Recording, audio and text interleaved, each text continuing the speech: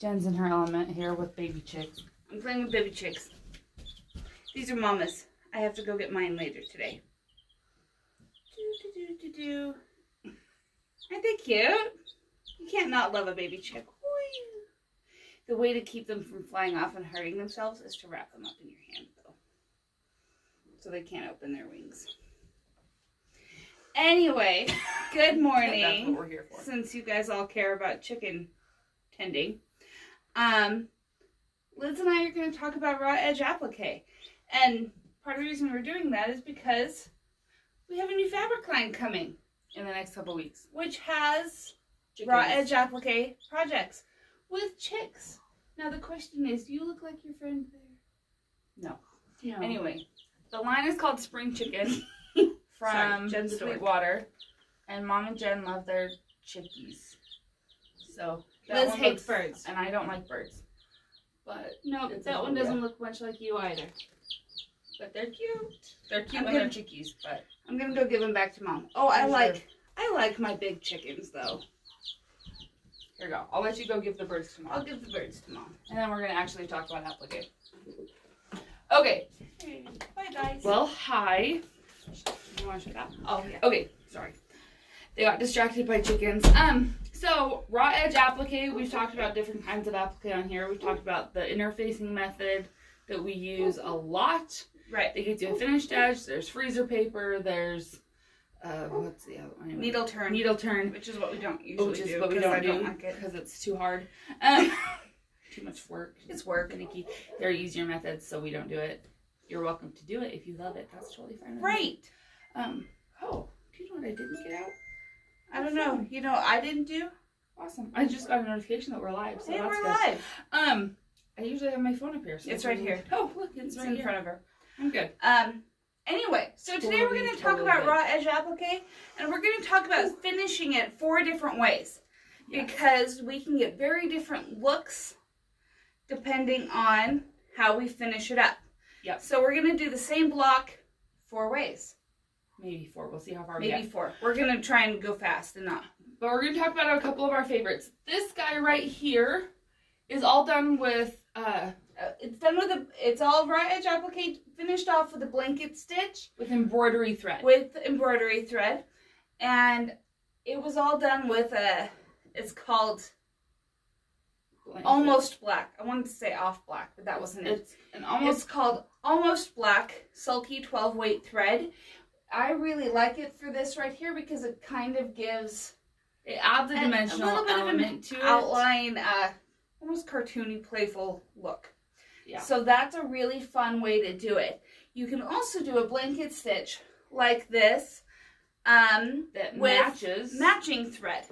So Liz has a quilt here that she made a long time ago where all the applique is raw edge. is raw edge with a blanket stitch, but she used yellow thread on the yellow, coral on the coral, blue on the blue, etc. So the thread doesn't stand out so much.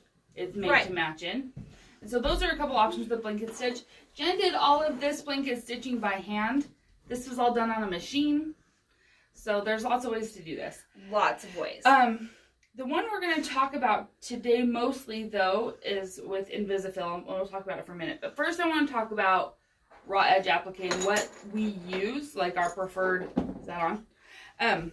No, it's not even plugged in. Our preferred methods. Yep. So, Jen, what product So is this? things we need, you need some kind of, fuse. We really like steam seam. There's also heat and bond. There are other products as well. Heat and bond is fine. Heat and bond is fine. Steam and seam is like really nice heat and bond for several reasons. Yeah. I'm going to show you a couple of them. When it comes to layering. So anytime you're doing raw edge applique, the image is going to be reversed from whatever you trace. So for instance, if I wanted to do this flower or any of these, I had this drawn on a piece of paper that came in my pattern. I laid that piece of paper on my light box. If you don't have a light box, tape it up to your window. And I put my steam seam over it and traced it. Now, some people will always have their appliques reversed if they're telling you to do it raw edge. If it's one that gives you multiple options, especially if you're doing letters, you need to trace them backwards. Yeah. Because this glue is going to go on the wrong side of the fabric. So it looks like this here, and then I'm going to flip it over, and this is what's going to be seen. So if this was a letter C, it wouldn't be a C anymore. So it's always good to remember that if you're doing fusible applique, it has to be reversed. Luckily with this one, it didn't matter. Well, and like these flowers, it doesn't matter at all. Right. So one of the things I love about Steam-A-Seam, and I'm going to be upfront with you guys, Steam-A-Seam is about 3.5 times the price of Heat and Bond. Yep. Heat and Bond's about $2.50 a yard. Steam-A-Seam is like $9 a yard. I'm going to tell you why I love it here real quick in a minute. I'm going to let Jen cut out a couple of these shapes.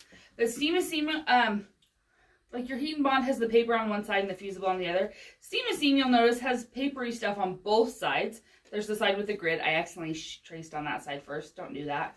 It really doesn't matter, though. Well, it does, because... A little bit, but it's because when I take it, this is the paper off. This is the part that gets attached to my fabric, and so it needs the lines on it. Right. So I traced it on the wrong side, and that was frustrating, but I just turned over the Steam-A-Seam on my white box and traced on the other side. Right. So the paper's on here, though, because what I want you guys to be able to see about this is that it's tacky. See that? It's already tacky already. And so what that does is it means that as I put it on my fabric, before I've ironed it, it's already sticky. And so I can make sure that I have it in the right place. Especially if you're doing some fussy yes, if you're doing like, fussy cutting with applique or whatever, that's really helpful because you know that this, when I go to iron it, to fuse it, is not going to shift. Right. So go ahead and fuse that. I will once I turn the iron on. Once the iron on. Did you turn on the power strip though? No. You're asking me to do hard things. All kinds of hard things today. Okay, it'll heat up. All right. The next thing that I love about this, you guys, and then you're going to see it as we do this, is as we go to layer our applique, you have this with the fuse on the back, right? We don't put the fuse on the front because otherwise you end up seeing the back of the fabric. The glue goes on back. I've done it plenty of times. Everybody has. I have made that mistake. We take this off, but and once again, it's tacky. Right. It's got that stickiness to it. So when I go and lay it on my fabric, I can lay it in just the right spot and push it down. And before I've even ironed it, I mean, it's not amazing. You'll see it's a little loose, but it's going to stay in place. This is really helpful when you are layering multiple pieces, which we're going to do today in just a second. So this way, what you can do is you can actually lay out your whole block. When I was doing this quilt up here, I had these corners right here with the 3 rosettes and the leaves. And I was able to stack my whole corner and then put the iron down with nothing shifting. You know, and that is huge. It was also really nice when I was doing the sunshine pillow. You Are My Sunshine. Oh, with the letters. From Amy Rooney Designs. Because, you know, when you have a bunch of letters, it's 8 letters, but they're not all the same size. Trying to get them you got to play with balanced, the spacing. You know, get that spacing right. It can be tricky. And so... And sometimes you need a redo. Right. So it was really nice to be able to put them down and not have them wander any bit. Okay. So as we cut this one out, iron it on. Now, guys, sometimes I have people tell me that pressing it, they're like, it's not really sticking. It's not a 2-second press. Yeah, you need to hold it down and get it hot all the way through because that's what melts the glue. Something else I want to mention, when I do applique blocks, whether I'm going to hand applique or a machine applique, I cut my fabric base bigger than what it needs to finish. Right. So if it's going to finish in a 4.5-inch block and you're going to put this cute little element in it, I cut, well, by finish, I mean that's the piece you need to sew into it, not that's the final finish size. Sorry. So whatever the cut size needs to be, say the cut size needs to be 4.5 inches, I will cut it probably 5 inches. Because once you've done manipulating it and you've done the embroidery on it or any sort of stitching. These were in a bag in my car going back and forth for a good month. Weeks. And so, you know, they got a little frayed on the edges. Yeah, the edges get frayed, they get distorted a little bit. And so I like having that little bit of extra wiggle room so that when I'm ready to then piece it into my project, I can trim it up. Plus, if you need to center it a little bit more, Jen and I are super perfectionisty sometimes. Sometimes. And it becomes necessary for us because that's how we are. Right. All right. Okay, we have a flower. So this is a 3-layered flower right here. When I get home, I'll probably put buttons in the middle because that's how I am. What's she going to do with them? I don't know. I think they're not going to match. We'll sew them together and make them a sample for different kinds of finishing for the shop. Yeah. So look at me. I can repurpose things. Reduce, reuse, put more stuff in the shop. Right. So I'm sure we have a little bit of wall space somewhere. For those of you who haven't been to our shop, you know that that's funny. Okay. So what I have here... We have more wall space than shelf space. This is true. It's because we have so much fabric, you guys. So I've layered all 3 of my flower pieces. They're sticking on quite nicely. And I layered my leaves. They're right here. I like my leaves to overhang the stem a little bit. I did these stems with a bias tape maker and a little bit of applique glue, just so you know. You can raw edge stems, that's allowed. Totally. You can do it however you want. So I did. Where's my butterflies? Right here. And what I did with my blanket stitch is I completely overlapped it. So like my little butterfly bodies ended up striped. They look like worms. Which is fine, because it's the body of a butterfly. Which basically looks like a worm. Okay, so now she's gone ahead and fused it. And like I said, the beauty of this theme to me is that there was no shifting in that. Right. Which is awesome. Awesome. So now when it comes to finishing, we have options. We'll do 2 different methods today. Well, right now. So I'm going to take one and Jen's going to take one. Awesome. From my handy dandy design board. And I will do the hand stuff and you'll do the machine stuff. Yep. Jen's going to take the silky thread. We love our silky thread. It's a 12-weight thread. It's awesome. We don't need it you have all the colors. Actually, this isn't all the colors. These are the ones that Jen had in her box. Right. I buy them as I need them. I do too, and yet they still seem to fill in fast. So she's going to find a cute embroidery thread for each of them that's going to match. Now we have options because the thing is, you can match or you can match it or you can make it stand out. It's really so I could go around and embroider all these with like the gray thread and have it all pop, or I can grab ones that coordinate and stitch that way. When I make her do stuff, I'm going to come over there to where I'm close to the camera and show you how to do a blanket stitch. Yep. By hand. I, on the other hand, am going to rethread my machine here because I'm going to use 20,000 times what we call Invisifill. It's made by Wonderful Thread.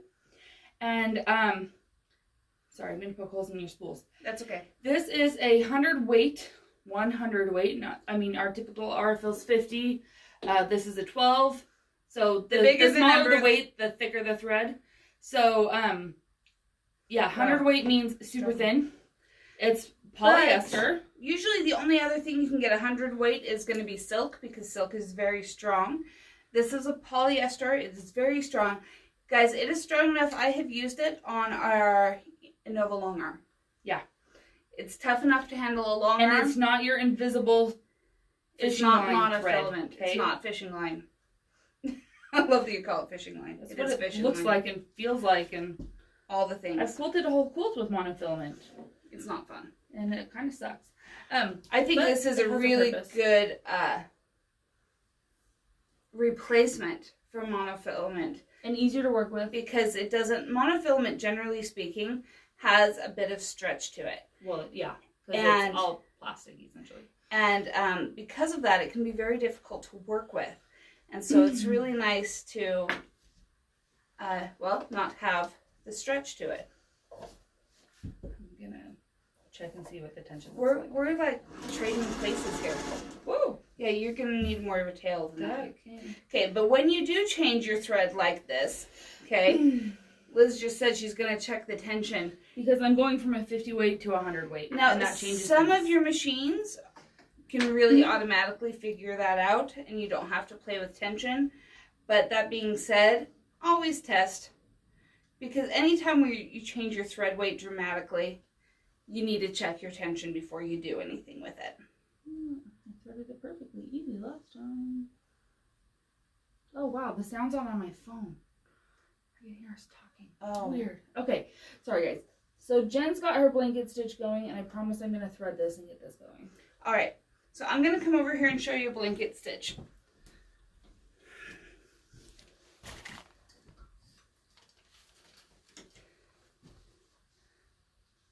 All right. This is always fun. Trying to get in here and be this. So blanket stitch is basically this kind of a little stitch which goes in and out, grabbing the outside edge. So I like to work forward. So what I do is I'll pull my thread over here to the left. I'll go in on the right just outside, come out on the left right here, and here's my loop of fabric. And when I pull through that loop, it creates this blanket stitch. And I promise it's not really complicated. And sometimes I do bigger blanket stitches, sometimes I do smaller blanket stitches. It just depends on the project and what I think it needs. But that's a blanket stitch. I'm just going to keep going and add a few more colors, and I'll show you up close here in a little bit how that turns out. Okay. You ready? No. No. Sorry. Okay. She's having a devil of a time. Seriously. Guys, the other option, like we said, you can always stitch it down, you guys. This adhesive, it's good stuff. It's temporary. But it will not hold things down forever. No. Quilting it down will not do it. I mean, I can quilt densely and it'll mostly hold it down if it's a wall hanging. If it's ever going to be washed, if it's a quilt, I would recommend sewing it down. Yes. Always. I didn't get one sewn down because we were hurrying to finish it for a quilt show. And so we hurried and got it quilted. And we quilted it pretty dense. Yeah, but I need to go back and like stitch it down now that it's quilted, which is kind of makes it harder. Which means I should have done it right the first time, but we were in a hurry. Oh, and it's got the minky back. And it's got a minky back. So my fixing it's going to really show up, which is going to be awesome. Crazy awesome. Okay, that's too tight. That's a bit better. I promise this thread works fine in your machine. Just not convincing anybody of that right now. Oh, see, well, my stitch looks much better. Okay, it's just how it's coming off the spool. Okay. All good. Okay, so I'm going to take this Invisafill and I'm going to stitch down both sides of my stem and a straight stitch around the leaves. So I'm just doing a narrow straight stitch, you guys, nothing fancy. Clearly, because this is a featherweight, so we don't do fancy stitches. Right, there's no... A lot of times your domestic machine will have a blanket stitch option on it, which is how Liz did the Peace, Love, and Applique one right there. This one right here. I don't like how that sounds. Either. But it looks fine. Oh, well, as long as it looks fine. So I'm just going to stitch right close to the edge, not on the edge, not quite of an eighth of an inch in. Just close to it. And we're going to just stitch it down. And this will hold it forever, really. It's not a problem. But I'm going to come up close in a second and show you guys how well this Invisafill blends in. Because it's one of our new favorite things.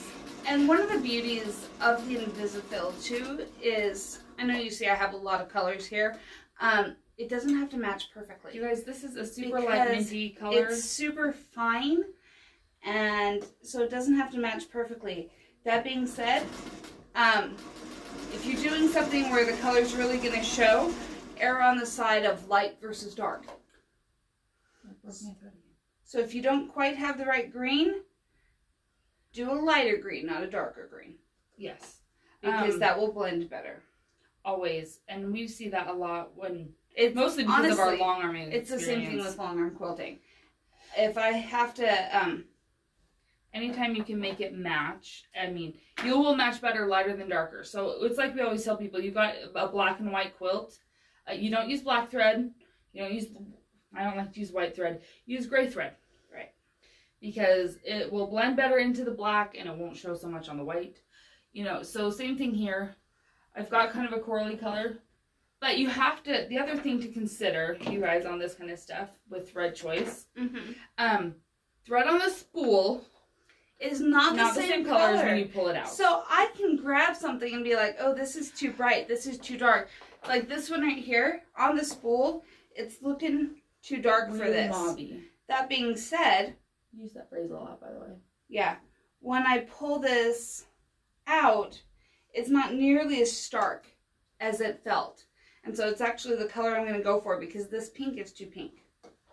It's very pink.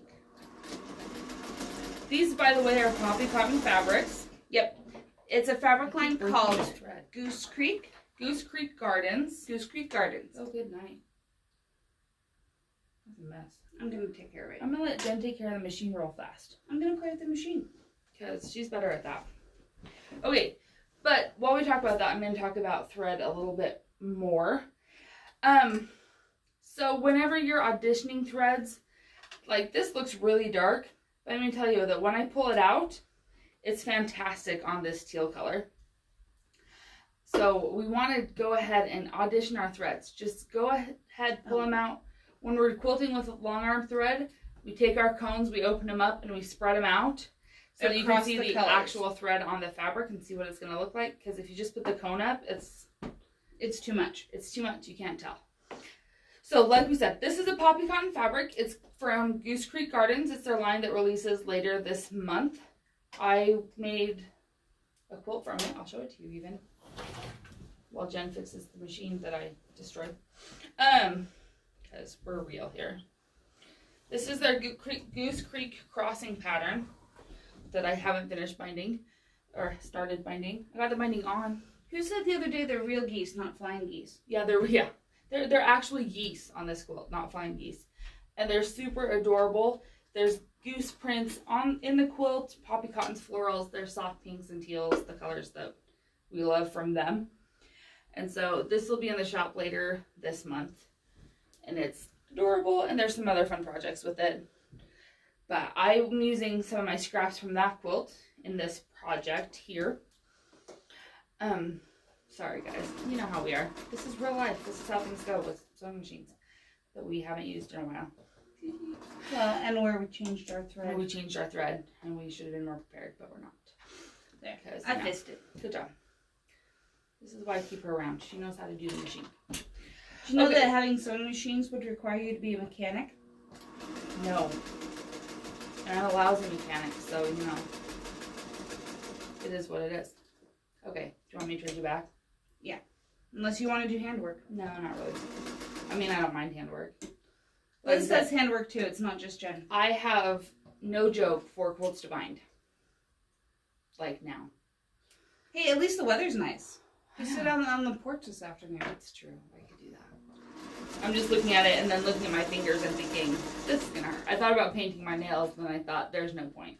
Because I chip my thumbnail with a needle all the time. I lost my favorite thimble. Good thing I ordered more for the shop. Yeah. I lost one in a car the other day. I lose thimbles, guys, all the time. Then I'll find it again. I swear I've bought 8 of the same thimble. Wrapping around here. I know. I need the little guide thing. I don't know where it is. So. This works beautifully on my Bernina. At home.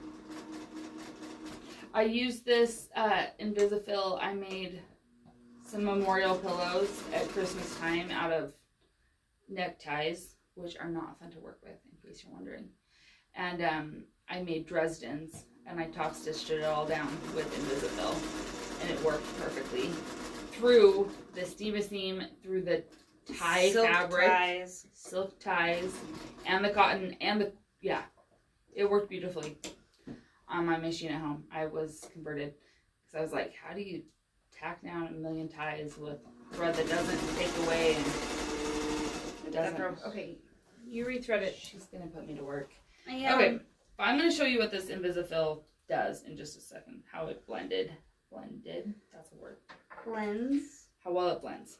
That's the way to say it. We will not finish all these today. Sorry, guys. No. I don't want to keep you guys forever while we struggle with machines. But I do want to show, you can also use this sulky weight on the machine. On your machine. You can do your And blanket so stitch or your straight stitch. We're going to do that too. On the machine. So the machine's going to love us because we're going to go from 100 weight to 12 weight. Right. It's going to be great. The machine's going to hate us. It's the turns. It doesn't like the turns.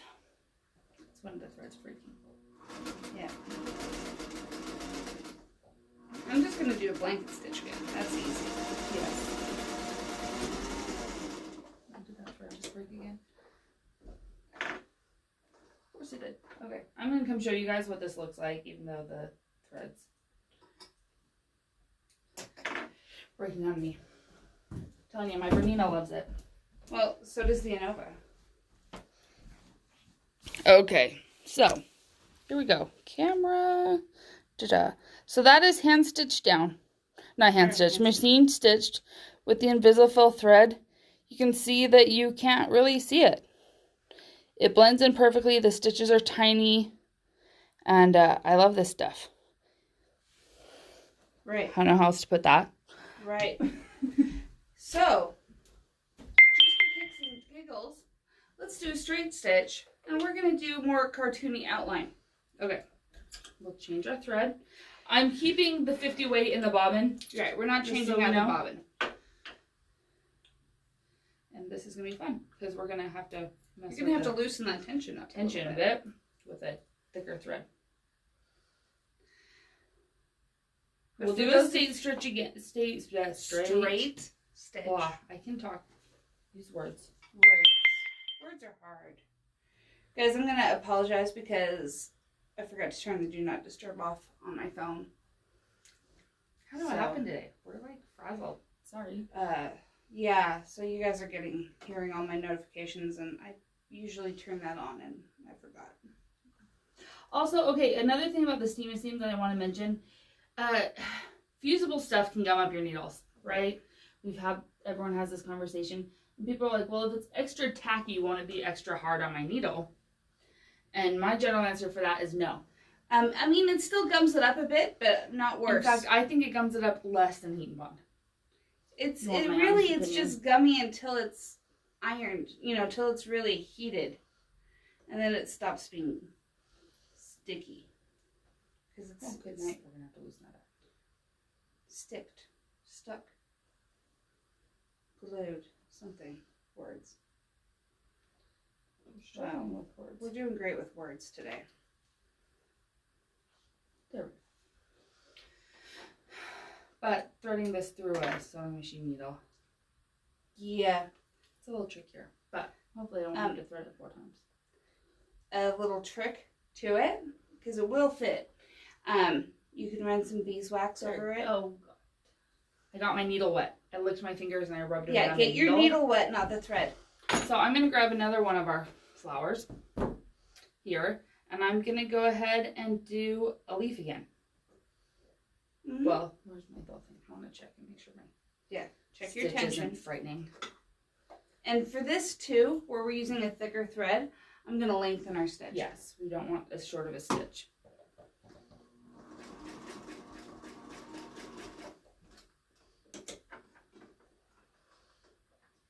Oh, that's pretty good. Okay. I'm having tails today, you guys. You know Jen and I struggle with tails, so this is fun. Mm-hmm. Really, at the end of the day, my happy place is piecing. I mean, I like the handwork. And for this, go slow, hold it down. Because I'm working my way around the center of this flower. Okay, and that's, if you think about it, you're trying to make a circle out of a whole bunch of short, straight lines. Okay? So you're going to want to go slow. The less... I broke a thread. Is it your bobbin thread that's breaking? No, it's the upper thread. Weird. So weird. So it's not the Invisafill being weak, because that's 12 weight. I know. Well, then this feels not weak. No, the Invisifill's not We weak. got something going on where I'm breaking threads, you guys. I don't All know right. what it is. Hey, Mom, when you get home. Yeah, right? Trying to figure out why the When you're thread bored. keeps breaking on this thing. We'll fix that. All good. I'm almost done, and then I'm going to show you. Sorry, my stitching's not perfect. But this is a really fun way to kind of let things stand out. So, like, if you like the chicken quilt, this one is actually called Hello Spring. It's not the chicken quilt. If you like Hello Spring, but you're not into handwork, this can all be done on your machine. Even the letters. Just go slowly, straight stitches. There's another pattern coming out with this line. Oh, that's so cute. Super cute. It's all, is it pinwheels or squares? I can't remember. It's squares. It's 4 patches. It's 4 patches and a million chicken blocks. No embroidery work. And so you could do all of that machine, well, except for the feet, I guess. But the feet could be done by machine. But all that kind of stuff could be done on machine if you're not into handwork. Right. And it's adorable. And it's chickies. But I like handwork, so. Oh, good night. I didn't even pick this project. Liz and Serta picked this one for me. Serta and I were shopping that day with the motor rep, and this one popped up, and we're like, yes, Jen wants that one. I wasn't even there when they got it for me. And I said, I ordered you fabric to make a shop sample ahead of time. And she's like, what is it? And then it came in, and she saw the project, and she was like, oh my goodness. And then every time I worked on it, I'm like, I kind of love this. I know. She's like, I love this project. And Serta and I were like, we know. That's why we ordered it, because we knew you would. Mm-hmm. Okay, I used black thread on this. I wouldn't normally. I'd use something else that would show up and blend a little bit better, but sorry. It's not really black. It's almost I'm gonna redo this later when I prep it for a sample, though. But I want to show you what the sulky in a machine looks like. My stitches are not perfectly straight because I'm being flustered today. But you can kind of see that, and it shows up. It's all machine stitched, which is awesome if your preference is machine work over handwork. Right. So Jen's still going. What was the 4th method we were gonna do? I can't remember. Oh, this one. And oh yeah, the hand one that shows up. The hand one that shows up. But it looks like this. It's the same thing I'm doing now, the blanket stitch, but with thread that's not meant to blend. Now, guys, still coordinate. For a long time, I did all my handwork without a thimble. Me too, and I thought it made me tough. And especially when I'm going through 4 layers of fabric and 3 layers of seam, thimbles aren't optional. Okay, so what you need to do is find something you like. I introduced Jen and Serta to my favorite thimble. It's a silicone thimble with a metal tip. I really like it. I used to have one that was leather with a metal tip, but I haven't been able to find it. I like the silicone. It comes in 4 different sizes. So, and it has a little hole in the packaging, so you stick your finger through it to figure out which size you need. But I do really like it. That being said, having used the silicone one yesterday, or for a while now, yesterday when I couldn't find my pink one and this one was in my car and I was lazy, I grabbed a metal one out of my drawer that I've had forever. The old ones. Now I can use it. Because the beauty of the silicone is it stays on. It stays on your finger. Metal thimbles don't always stay on that well. If you have like just the rubber tips or just the metal or the leather tips, they can wear through. Well, and sometimes I have to push hard enough that I stab the back of the needle into my finger, and that hurts through the pad. And so I love this because the metal means the needle will not go through and stab my finger. Well, and a lot of times those little pads, I actually put on this finger right here. Where I'm catching it on the other side. I'm constantly stabbing that finger. Yeah. So I do like to wear, if I'm doing a lot of handwork that day, especially embroidery. I don't really stab myself so much when I'm doing binding. No. But especially embroidery, I like to have my little rubber pad on this. For where I'm catching the needle on the other finger. So that I stab myself slightly less. But I'm going to come over here. I've used 3 different colors of thread now. I'm being ornery because I just don't have the right shade of blue yet. We probably have it at the shop. But we've got the mauve and the yellow and then this aqua color for the stem. And so you can definitely do a blanket stitch where it can look, I don't know what the word is, more blended. It's not going to stand out as much. Mm-hmm. I mean, this mauve color, what I kind of like is it's in this darker color that's in here, and it kind of frames the flower. Yes. So it has that finished edge. So it has a finished edge that's a little bit darker without it being a black line. That being said, I think, like for this project right here, the black line is just right. Because that's the look of it. It really depends on the project. I mean, it's like if you're going to pick up an... she has words. Words. You know, a vintage type quilt pattern. And then you need the right fabrics. You don't need it. So I did an Adidas Sitar quilt called Corona last year. Before Corona. Before Corona. When Corona actually still meant crown. Yeah. And I used a variegated 50 weight blue thread to sew down all my raw edge applique.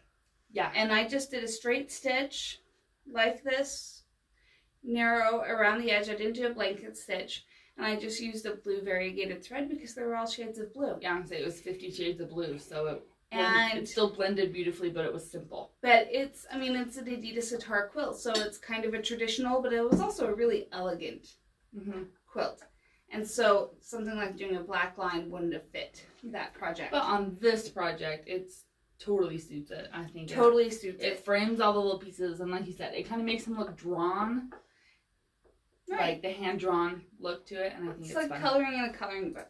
But so we do like raw edge applique. Like I said, we don't always do the interfacing method. Raw is great. It's awesome. And it can all be done by machine.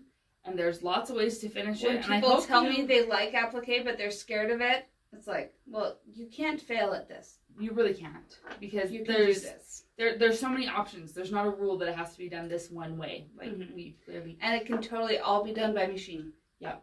So I hope you guys got something out of our frazzledness this morning. Sorry, I don't know what it is about today. I don't know. I'm just... Maybe it's Thursday. It's off. Something. Anyway, thanks guys for putting up with us, and we'll see you all next week. We're going to talk tiny piecing and why we always have design boards for that. But also tricks to help you with tiny piecing. Keeping your tiny piecing accurate so that your project turns out how you want it to. Right. So it'll be great. A good one, and we'll see you next week. Right, and hopefully we'll have gotten more sleep or something. Wow. Right. Yep. Okay, we'll see ya. Bye, guys.